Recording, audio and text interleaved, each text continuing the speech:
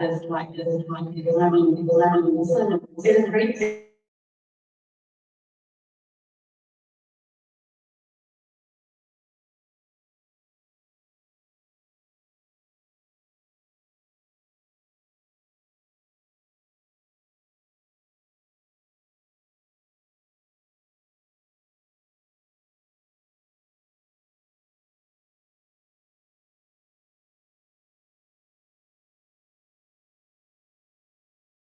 Unhappiness and well-being broadly, as someone who has increasingly been working at the intersection of digital innovation, engagement, and well-being.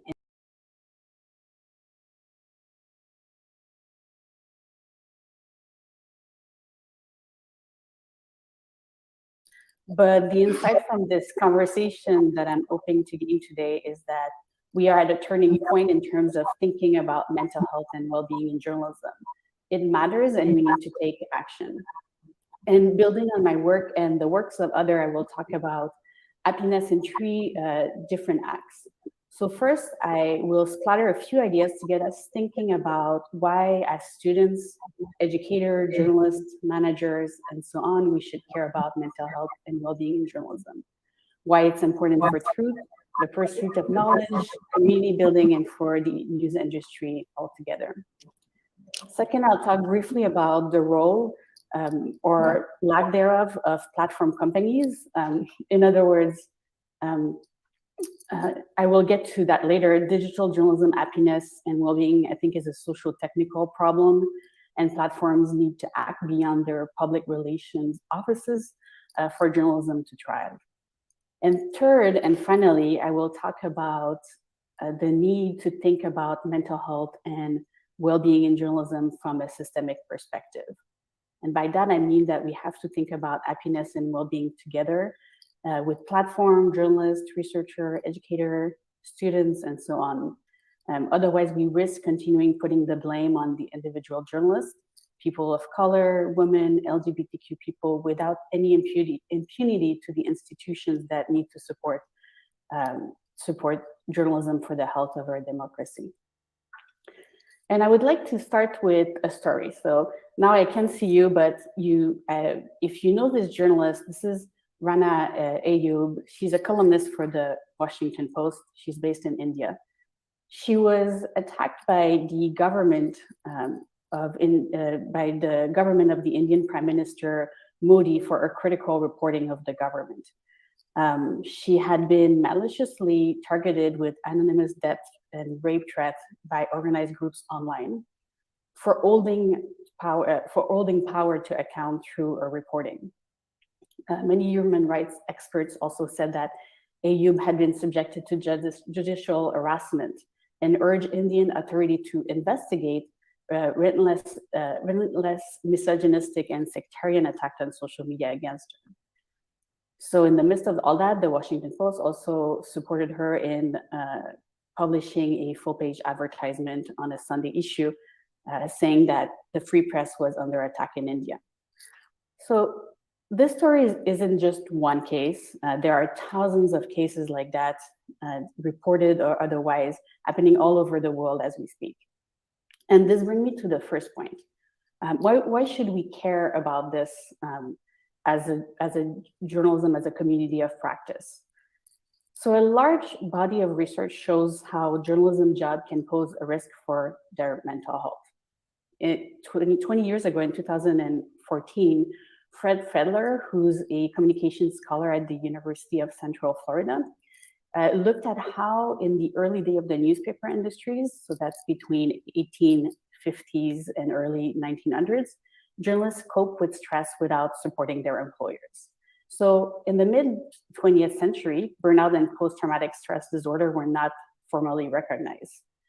But looking at documents, the scholar Fedler found that reporters expressed stress in a various range of ways. For example, reporter expressed feeling nervous and depressed. They also reported nightmares and despair.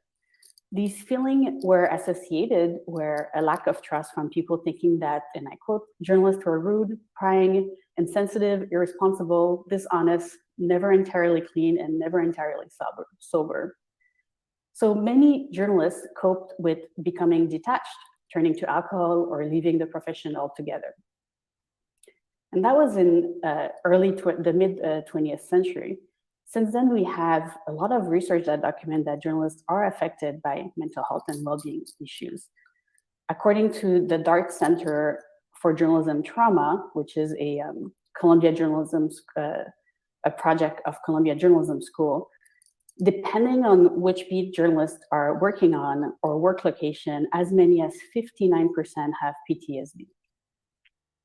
And with COVID, the report have kept coming. Journalists are increasingly leaving their jobs due to stress. And in the research that I've done with Avery Olton and colleagues, many people do not feel supported by newsroom leaders. They do not have the tools they need to handle trauma that they're absorbing. And most of their bosses don't even seem to care about how bad it has gotten with COVID. And this was even confirmed by many other research that have been published.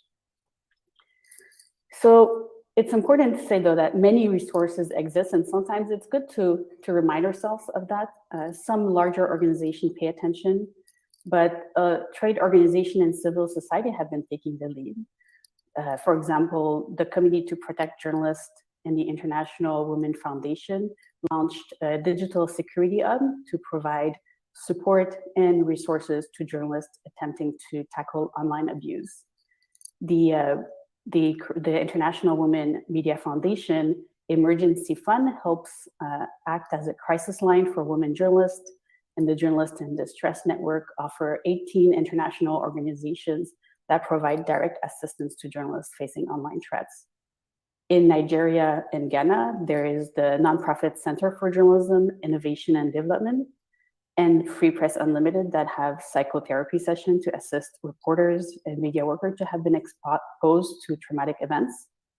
In the US, internationally, Trollbusters offers services to journalists who experience online trolling and harassment, one of which is a webinar to train journalists to fight online abuse and develop digital security.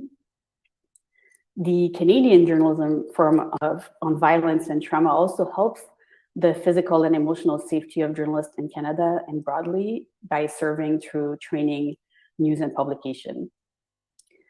In Latin America, news organizations have also helped, hired in-house therapists to support their staff.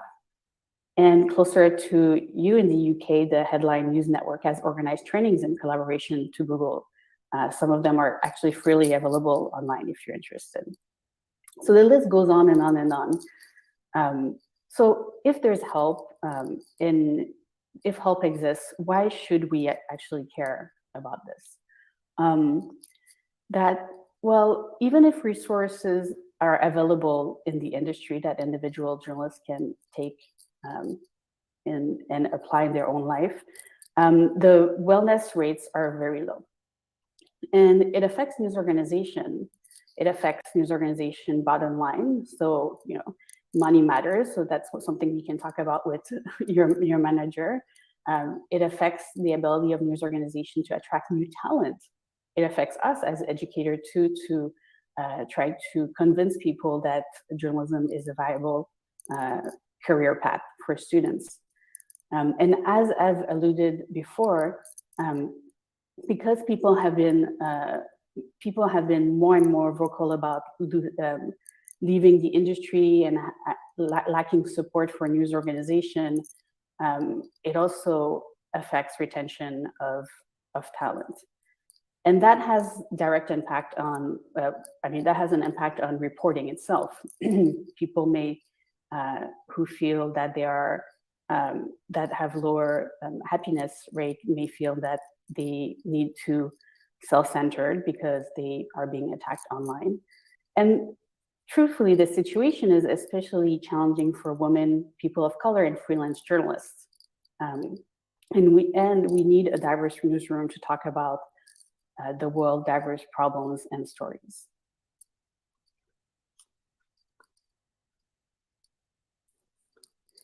So as academic, we've been paying attention. We've been thinking about how to to raise the level of happiness in this unhappy situation. And with Mark today and Lada, we've been working on a project at Happiness in Journalism, trying to find solutions. So we've been, solutions so far from the collaborator in this project have ranged from advocating and offering trauma training in journalism school and newsroom, offering peer support, employee assistance program, time off for journalists who are experiencing mental health or PTSD, signs of PTSD, stress, anxiety, and also training newsroom manager to talk about trauma. So there is, at least from the research and practice perspective, a push to make individual journalists think about this further, and also think about, and also journalistic organizations think about how to make the life of journalists happier. But what's missing? So that brings me to my, what's missing from this? So now we're talking about individual journalists, we're talking about media organizations helping their journalists. So, but the part of the problem of happiness in journalism and well-being is that it is a social technical problem and platforms should take responsibility. So obviously easier said than done. But one of the questions that we can think about today is, what role should platform companies play? What have they done, if they've done anything at all? And frankly, the landscape is quite gloomy.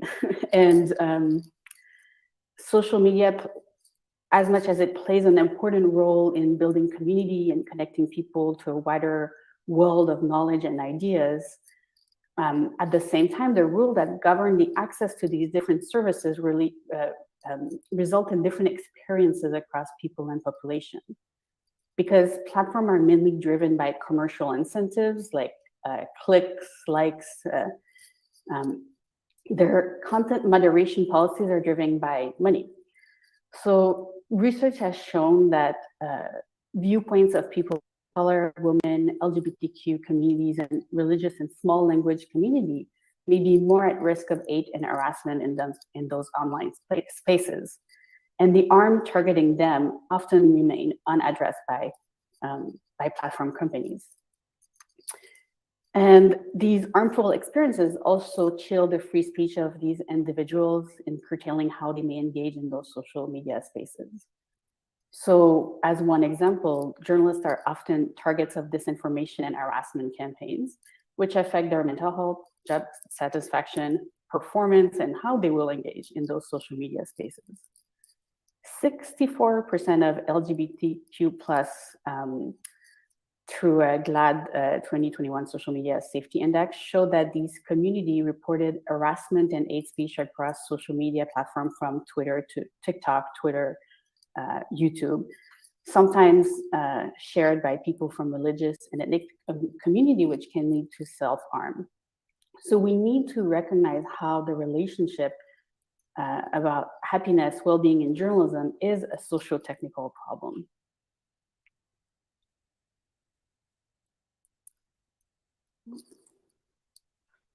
Sorry, my slide. There we go. So what is social technical? By that I mean that the well-being and happiness are connected to the power of platform companies and the activities that journalists have to undertake on social media, especially for publishers who are seeking to increasingly to make their content platform ready first. So the structures of these interconnected social technical system on platforms also allowed for mobs of people to attack journalists and silence them. In the UNESCO report published by Julie Pozzetti and her colleagues called The Chilling, journalists said that they felt that platform companies lacked impunity. Companies are unresponsive, they don't take serious action. And if they do, their actions are ineffective, convoluted, and cumbersome processes for reporting and escalating incidents. In the project on fact-checking that I did with colleagues, we found that in many situations, platform automated tools and human reviewers lacked sufficient training for accurately moderating content in certain languages. And this can undermine the legitimate speech of many communities. So a new America report showed that how in many Muslim countries, posts that use words like bombs, among other, were censored. And this is a little bit outdated, but in 2018, Twitter admitted that it relied on reports from journalists to counter offending content on the site. The same has been happening with third-party fact-checking organizations like the one from the International Fact-Checking Network with Facebook. So it's important to remember, though, that journalists are not nor should they be content moderator for those platforms. They're not working for the platform. It shouldn't be their job to clean up the mess of the platform companies. And platforms should take responsibility beyond their market orientation tendencies.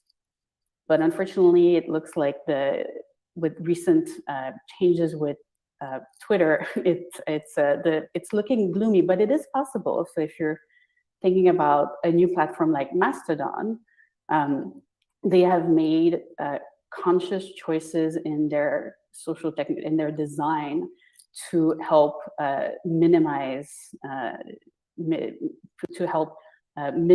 the impact of hate speech, or to help minimize what they call performative power plays, for example, through quoting other people's tweets. So it is possible for platform companies to make conscious decisions to help have a good conversation online and help journalists. And so that brings me to my last point, which with colleagues in a forthcoming book we're working on, is that we think that we need a systematic approach with platform educators, journalists, students like you, managers, and so on, to tackle journalist well-being and unhappiness. We need a community, we need a village, otherwise I'll see you next year and we'll have the same conversation over and over again. So in a book project that I've been working on with international collaborator, one of the major points was that the blame on mental health and well-being has been and often put on the individual. And as I've alluded before, journalists have little choice but to engage online. They need to engage online, especially because publishers have been pushed to create platform-ready content. And even as academic, we for a very long time have encouraged students and journalists to turn to social media platforms, find new business models, which ends up being a 24/7 kind of pace. So opportunity for engagement and connection have benefited journalism practice, from audience collaboration to reporting on important issues like the Panama Paper. But opportunities for connection have impacted this digital labor, as we've seen today, and more specifically journalism. And as I said before, again, platforms are not doing enough. So we need to start thinking about more how different kind of practices, like this practice here of disconnecting, like finding, turning off social media 100% to making security choices in your social media account, have become practices that are increasingly making journalists unhappier, because they have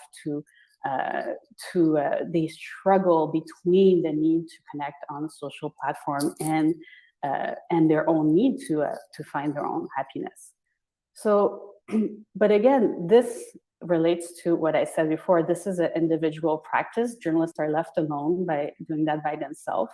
We need to have news organizations to recognize that this is labor, this is work that journalists are undertaking because they're asked to be on social media platform, and that their career and life rely on that, and the community that they're in. But it is not just a problem of journalists. It is not just a problem of news organization, but it needs to be tackled as a systemic issue, because we can't have a conversation about happiness without thinking about the larger system in which this takes place, which in this case, I argue is technical, is platform driven.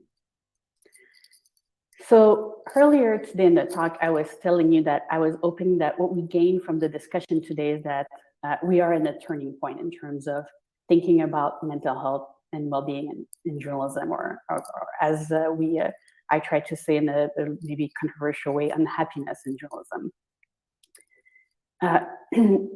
So we talked about why we should care as a community, how it is how happiness is a social technical problem, and how we need to adopt a systemic approach from platform and journalistic institution. But there's a lot of work to do. But it isn't, hopefully, in continuing these conversations like the one we're going to have today after the presentation and hearing Mark, and continuing to have this conversation and stigmatizing the topic, that hopefully we can build a happier world for journalism and its journalists for the sake of the quest of truth and knowledge.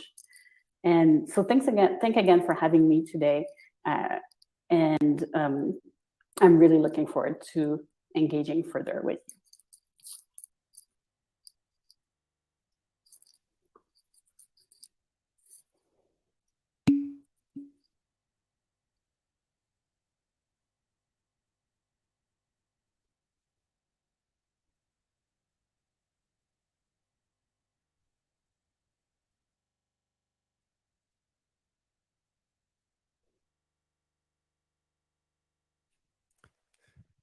This is so bizarre, like that. This silence. I know. Well, I really enjoyed that, Valerie. So thank you so much for sharing this. I'm looking at, without seeing, Lada and all our friends and colleagues in Sheffield. I'll just pick up from where Valerie left off. Would you mind turning your camera on so we can see you? My camera is on. Oh, okay. We see a black screen. If you just give us one sec. Oh no. No, it's not from working. his part. Yeah, we can't seem to see you. We can hear you very well, but we can't see you. If you mind turning it on and off again, please, if possible. The video at Sure. the bottom of the screen. The video. Yep. It says share video, looking good. It's coming on, I think. Yep. Well, It looks like it wants to come on, but it's blank. right now we can see a black screen. We could see you earlier, but don't know why now we can't. Okay, do we do that? Should we make Valerie to put off hers and then see? I can just go out of. Hold on. That might be, yeah, he's going to come in again.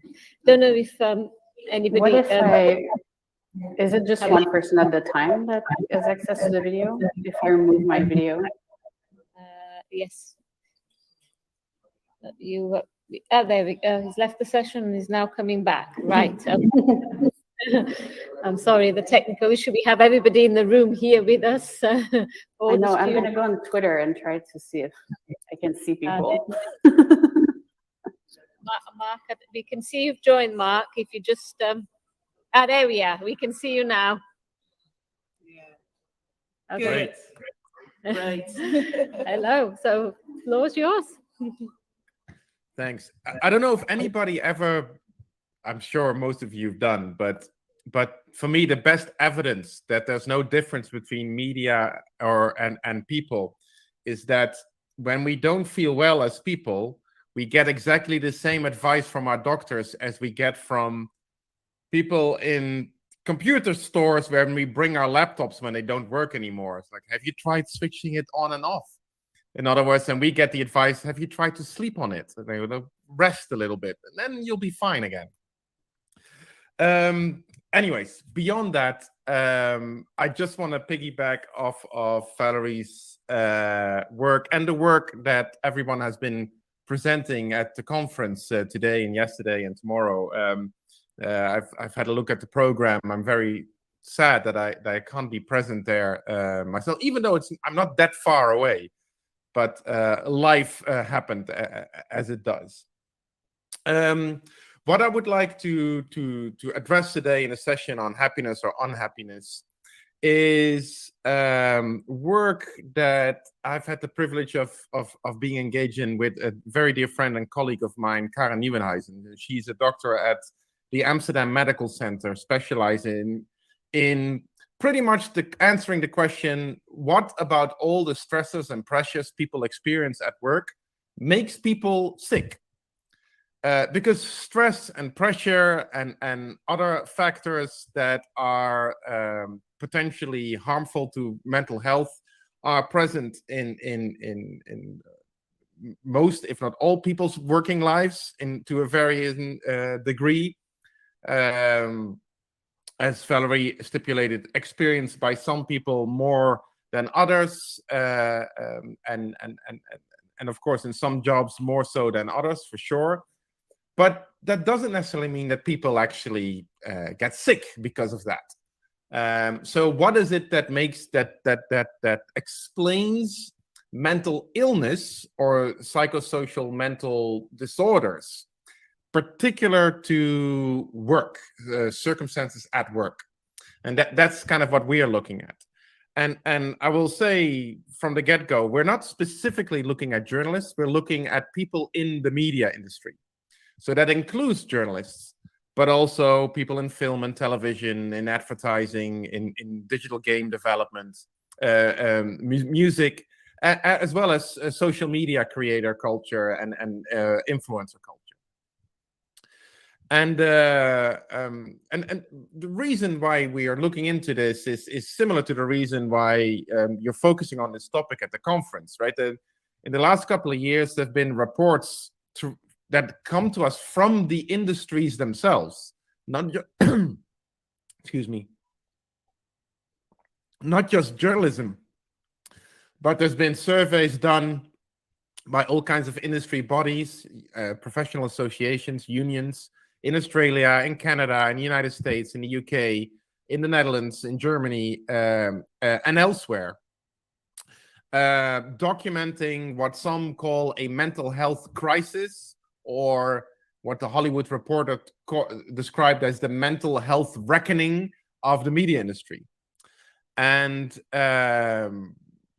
some of this has to do with the pandemic, not because the pandemic causes all of this, but because after the pandemic, although you could argue we're still right in the middle of it, a lot of industry organizations organize surveys among their members to sort of just check, like, how's everybody doing? Something they haven't done before. The World Federation of Advertisers, for example, launched its first ever survey among its members late last year. The same for the collaborating professional associations in media in Canada earlier this year. So there's more attention being paid to this, and what came back from all those surveys all over the world is truly impressive numbers where people said they experience mental health issues, problems. As much as 76% of people, in some countries 92% of people reporting at some point during the year they've experienced mental health issues and problems. People are reporting having suicidal thoughts, substance abuse, predominantly alcohol, but also cigarettes and other types of drugs, recreational drugs, depression, stress, burnout. And all the numbers that came out of these surveys are significantly higher than the average score of the population in those countries. So something seems to be going on. At the same time, all these reports are profoundly problematic. Measuring mental health based on surveys and self-report is notoriously problematic and highly questionable in terms of what these results mean. As any mental health professional will tell you, mental health is situational, contextual, and individual. And then there's another problem that all these reports often talk about the mental health and well-being of, for example, film and television actors or journalists. But mental health and well-being are two profoundly different concepts. And within these concepts, there are even more problems. For example, if you have no symptoms of a mental health of an issue or disorder or illness, that doesn't mean that you have good mental health. At the same time, if you have a high sense of well-being, doesn't mean that you have good mental health. I mean, these concepts are way more complicated than those. And then there's another assumption that is often underneath all these studies and reports, is that mental health is a state that moves into certain directions. Like it gets better or it gets worse, right? You're suffering or you're flourishing. But if we look in our own hearts and in our own lives, you probably can tell that throughout a 24-hour day, you go like this all the time. So sometimes you feel great and everything is going, and then you order coffee and they give you the wrong coffee and everything is shit, and then you get outside and the sun shines and it's great, and then you get a text from your mom and your dad fell and it hurt his knee, and then you're damn it, and this goes up and up and down. No, well, what is this symptomatic of? Good mental health, bad mental health, well-being, not so well-being? It's complicated. So our project is very much about trying to become a bit more precise about what is actually going on.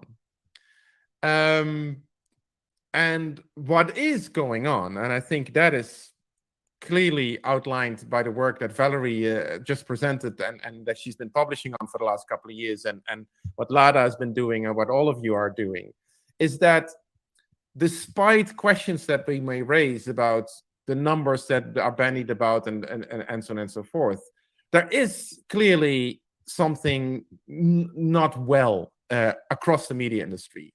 There are clear sources of problems for people in different aspects of the job.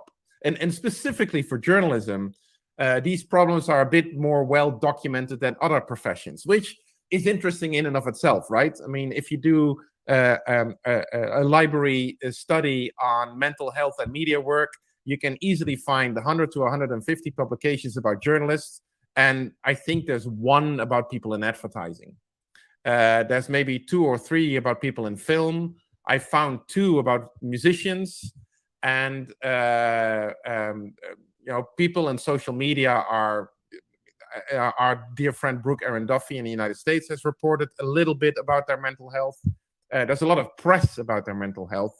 And in the game industry, there's almost nothing, except within the game industry itself. So that kind of privileging of journalism is, on the one hand, understandable. On the other hand, I think profoundly problematic, as if these other professions don't matter either or too. But there is something going on, and what I would like to focus on in the remaining time that I have are 2 things. One is trying to offer you a sense of what we identified as key issues that might explain the increased attention towards mental health and well-being at work in the media industry, specific developments in the media industries in the last 5 to 10 years that contribute to these kind of issues coming to the fore. And secondly, what do we know about the literature that Karen is specializing in, which is the literature on work-related stressors that contribute to the development of mental health illness and disorders? What of that is relevant to our study of people in the media in general and journalists in particular? And then I'll end up with, like Valérie just did, my suggestions of what we actually can do about all of this.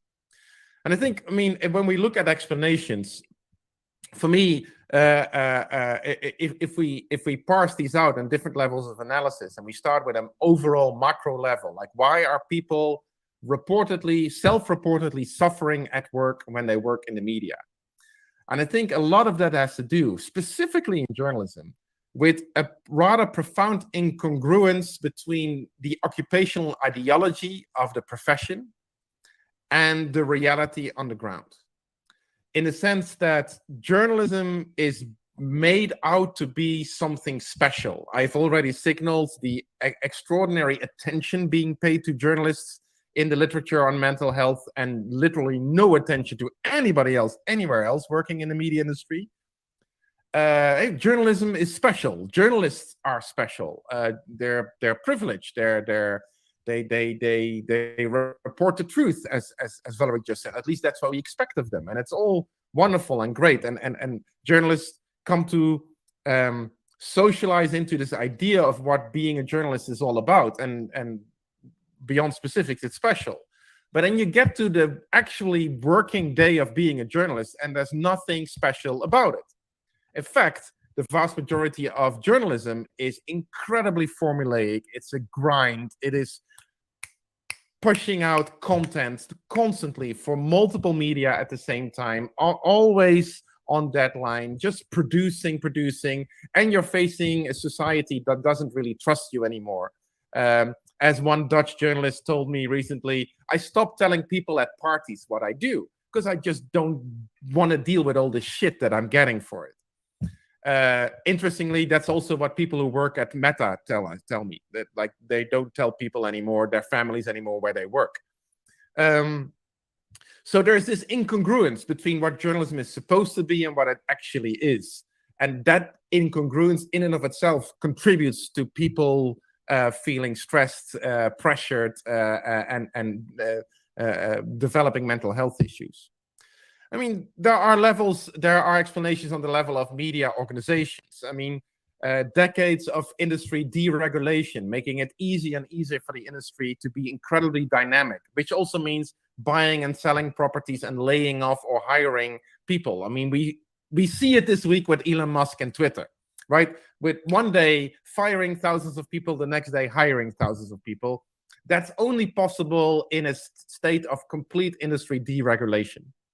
And that's not particular to the United States. Even though such laws are a bit more stricter in the UK or in the Netherlands, still it is relatively easy to outsource almost all the work in your organization to freelancers and part-timers and willy-nilly hire them, fire them, let them go, put them in teams or kick them out. That doesn't help people's mental health and sense of stability and security. The digital transformation is profoundly stressful for so many people in the industry regarding upskilling, de-skilling, reskilling, multi-skilling, all that kind of stuff. Automation threatening jobs and those kind of things. We see on a micro level, people feeling a sense of deprofessionalization, which means that, look, we know from research that the number one value that people who work in the media cherish, this includes journalists, but not just journalists, is autonomy. I mean, people don't go work in the media because with the expectation of being famous or rich. Yes, some people do, but most don't. Most people go into these industries because they want to tell a story, right? They're in it to autonomously tell their story. Autonomy is key in all of these industries, and particularly in journalism. But what typifies work in today's news industry is an utter and complete lack of autonomy. Decisions are more likely to be made by data and algorithms than news organizations. Now, that's overcharging a bit, but that's often how it feels to be a journalist these days.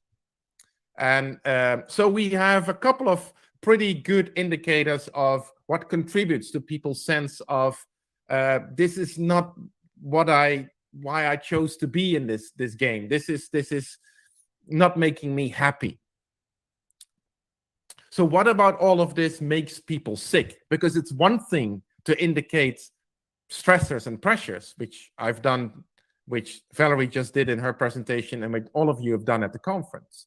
But what about that makes you sick?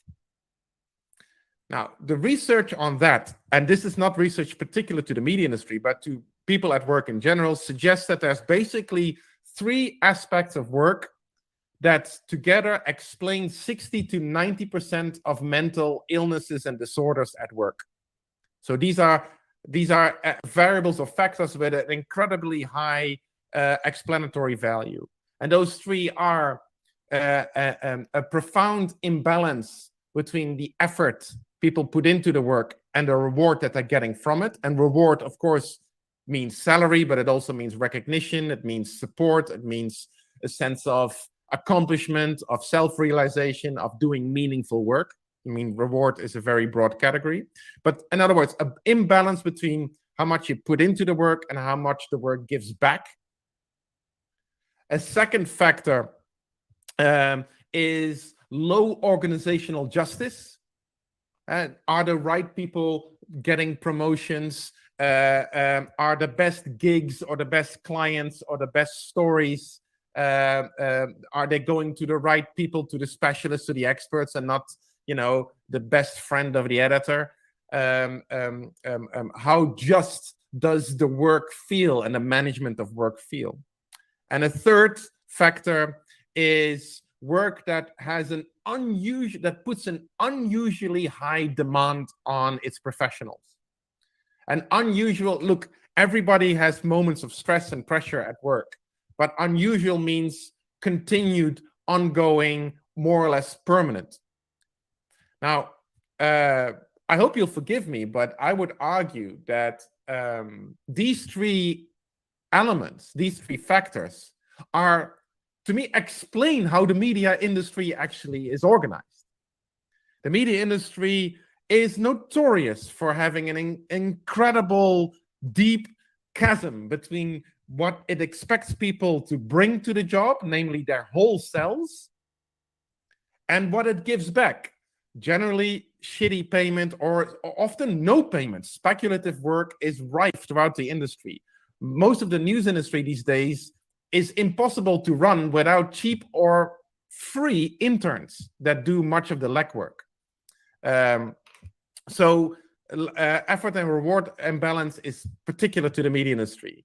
Low organizational justice. We all know that the informal hierarchies in media industries and media organizations and media companies may produce all kinds of unjust situations.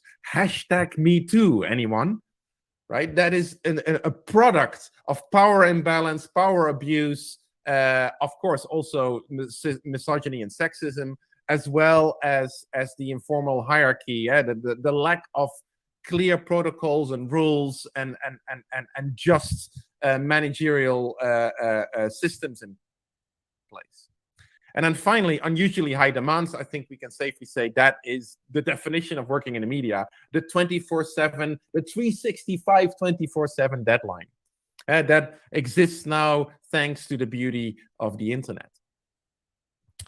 So our conclusion is that the media industry is organized in a certain way and is experiencing certain trends in the last couple of years that put together make it actually remarkable how few people report being sick.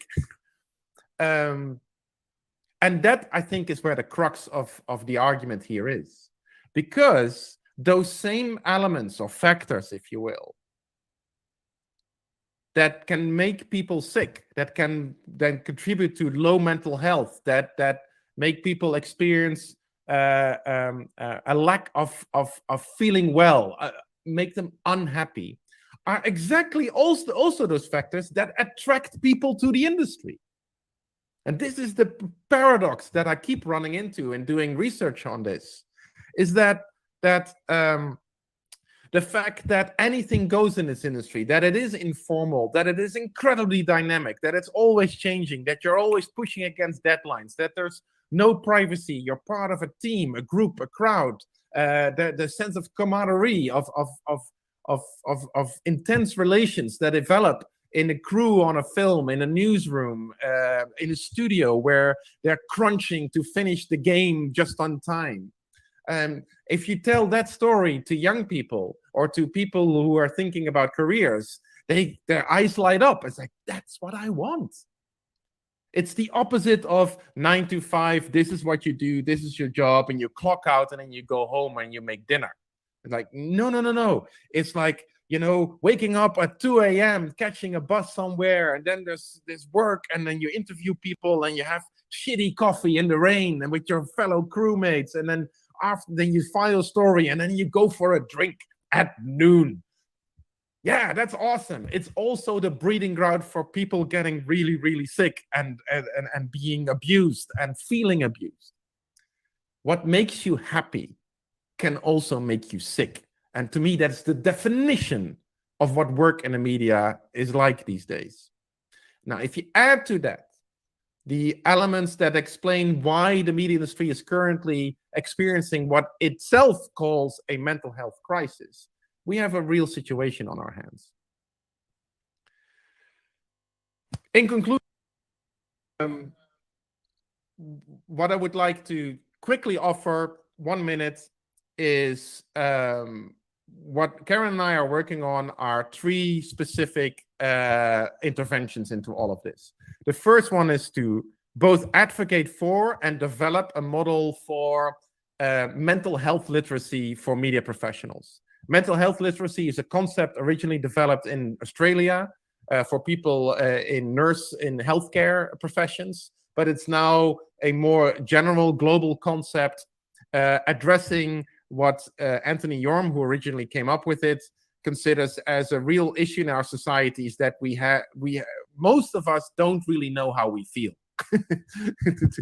To be very clear. And that is a first step. So mental health literacy. Secondly, Mark Banks at Westminster wrote a book a couple of years ago advocating for what he calls creative justice.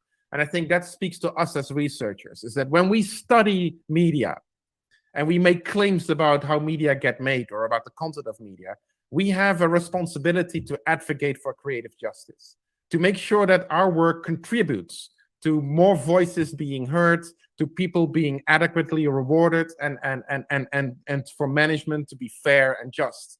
And I think that's a valid question to ask of our research, not just for those of us here in the room who specialize in this stuff, but for anybody who's studying anything in media and journalism. And finally, I find a lot of inspiration in work on mental models of media work.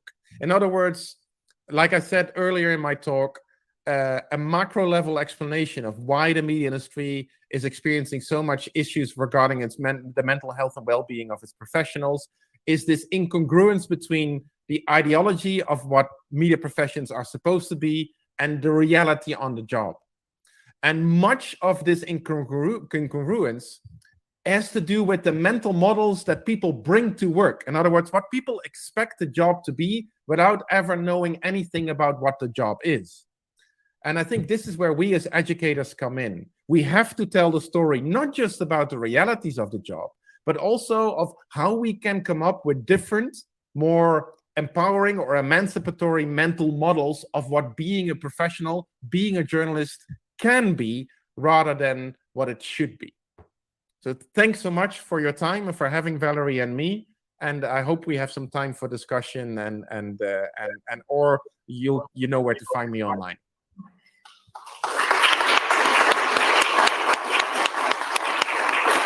Thank you very much, both Mark and Valerie. Do you have a few minutes? I know we're running a little bit late. Do you have a few minutes if you have any questions? Yeah. Valerie, I don't know if you're there as well. Mm-hmm. Okay, so should we see? Okay, so any questions? If you have any questions, you can either ask directly or you can type it into the Mentimeter. So some of you may have received the code 73021325. 73021325. But you can also ask directly. I don't mind asking a little bit to yes. Both actually, Mark or Valerie. Thank you very much first for your talks. Some really important points being made. I just wondered, I came across a really sort of poignant talk last week from a journalist in Colombia who said, really, my work makes me extremely happy, but I work in very dangerous conditions. And he says, I quite often feel I don't exist really because I haven't seen my name under an article written for months. So you just almost feel like the journalist as personality are being erased in some countries. And, you know, quite a feeling to have an article published there to people to see your work, especially as something you are proud of. And I think many journalists quite often will feel that sense of pride of what they've achieved, especially if that's led to a positive change in society. So I don't know, that's a sort of a really sad, if you like, phenomenon, but it's happening a lot in some countries, given, you know, what as Valerie mentioned, the level of abuse on social media, and and certainly now going on around Twitter and other content creators.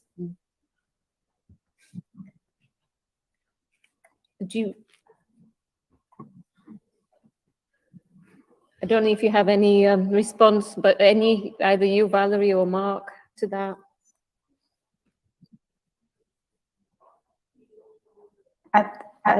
Well, I think to talk about a point in common between Mark and I presentation was about rethinking the values and norms and practices of journalism in this context, and needing to have different kind of framework to think about what it is to be a journalist, what would make a journalist happier or better, have like better sense of well-being and mental, and also have better mental health.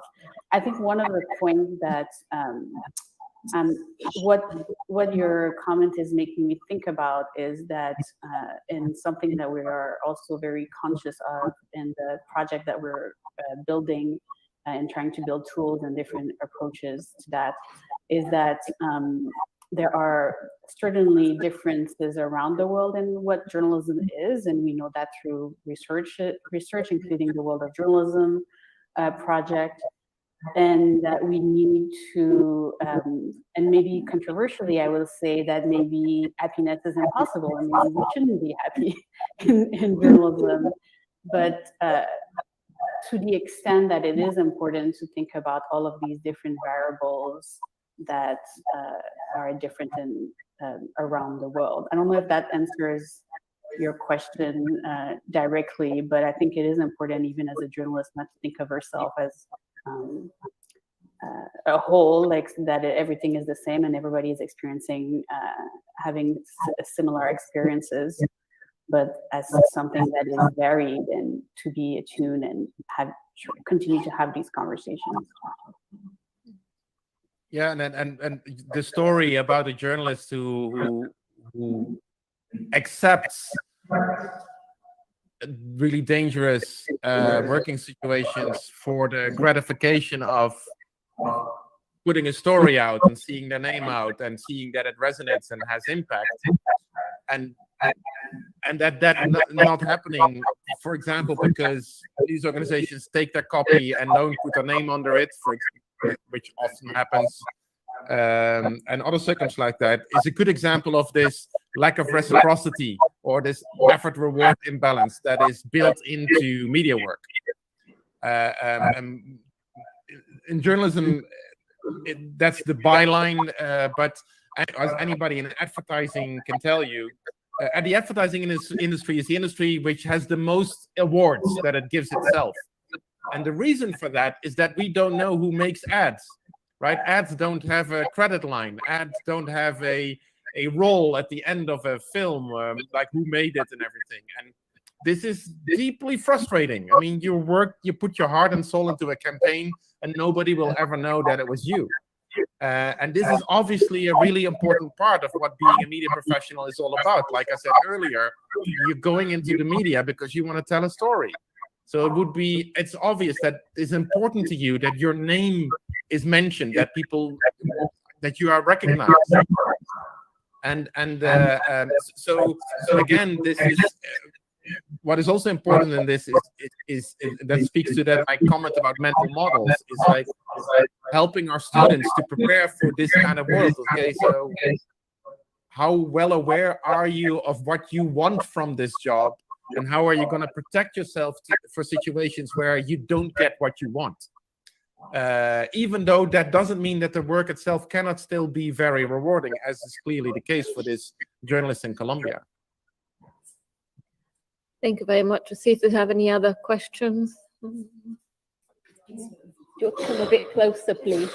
It's easier if I put the code up. If you come a bit closer, because we'll become. As a professional journalist, I'd like to know how do you feel? How do you evaluate your work? Does the happiness, does the happiness weigh more than depression, or just the opposite? Does company? Could you repeat the last bit? Sorry. Does as professional journalists, you'd like to know there's just the company. Evaluate the job, because I think there's a lot of depression during the whole process. So do you think happiness is more or depression is more? Oh, okay. So as you work as a professional journalist, do you think there's a prevalence of happiness or depression, or how do you balance both? Maybe I can briefly say something to this, and Valerie can respond after that, if you don't mind, Valerie, because actually it's a really important comment in the sense that it underscores that it's not an either or, right? Mental health is not either happy or depressed. It's both in varying degrees all the time. And doing work with the expectation that it will just make you happy is really problematic. Just as much, of course, that if you do work that makes you continually depressed, you should stop doing it and do something else or get out. But the reality of the job, also as an academic, I might add, is very much a balancing act in between all these feeling states, and identifying those elements that turn those feeling states more towards languishing or suffering, or more towards flourishing. Those are the terms we use for mental health, and like I said earlier. What the proponents of mental health literacy suggest is that most of us don't know very well how we feel on a day-to-day basis. It's like and I'm not just talking about stereotypically men. No, men and women, people. We most of us lack a deep vocabulary about our emotional well-being, our feeling states. I find it hard to pinpoint exactly not just how we feel, but what it exactly is that make us feel in certain ways. And that's what mental health literacy to a large extent is about, is becoming more aware of the different ways you feel. And so if you say, is being a journalist more about a depression or happiness? Well, I would say it's both. And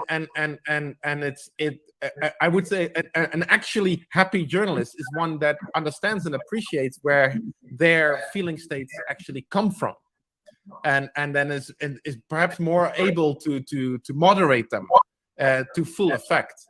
But Valerie may have an additional insight into this. Thank you very much. A question for Valerie and then you, Mark. I think that's what we have time for. Is it common for journalists who work for serious news to resign or change job because of a traumatic event? I don't know if you want to add something to that, Valerie. And then Mark, the question to you is, tell us about your music band. Is it part of a happiness research project? I'm not at school, so I don't have a music group. So the question was just to go. I was really thrown off by the music now. I'm sure it is part of the happiness project. So, can you repeat the first question?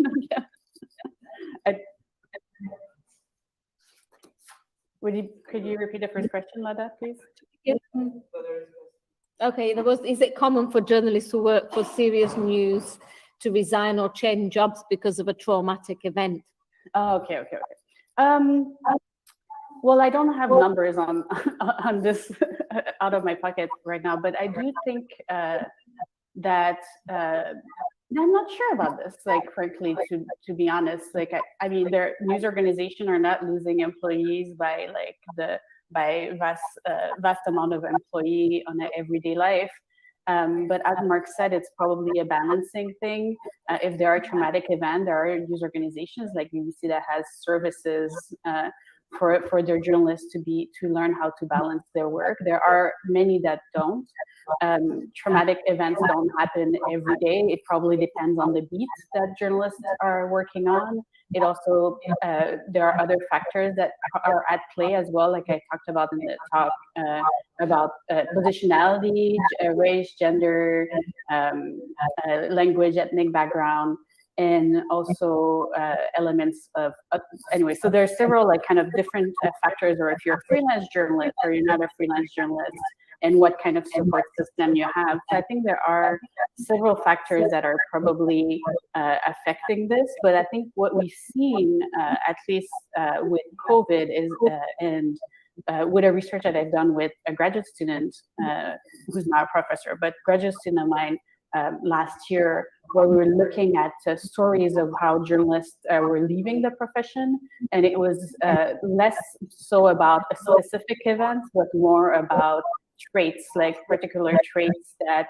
they didn't want to experience anymore in journalism. But these, again, were just based on, like, what we know about journalists leaving the profession is often based on what journalists are saying on Medium, on the medium.com, or other kind of pointer.com, or other websites where they're telling these stories. So it's hard to kind of pinpoint a particular thing, but one of the main factor recently that has been told why people are leaving the profession is the pandemic, and the fact that it used to be a place where you could go like have a drink with your colleagues after work, or you could talk to your colleague if something is happening in the newsroom. And now with remote work, people and also with the vilifying of the press, people have felt that they are less and less supported by the public, which kind of decreases their mental health or and well-being, and